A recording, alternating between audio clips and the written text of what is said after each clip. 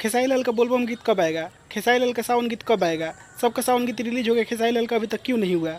कब आएगा बोलबम गीत? कब आएगा? कब आएगा? लीजिए पोस्टर कल आएगा। जी हाँ, कल सुबह में 6:45 में तैयार रहिएगा। आदिशक्ति फिल्म से इस सीजन का पहला बोलबम गीत रिलीज होगा, जिसे लिखा है अखिलेश कश्यप जी ने।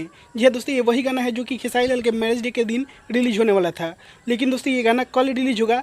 और दोस्तों इस गाना को खेसारी लाल यादव के साथ गाई है प्रियंका सिंह जी। दोस्तों इस गाना का पोस्टर आप लोग अपने मोबाइल की स्क्रीन के ऊपर देख सकते हैं।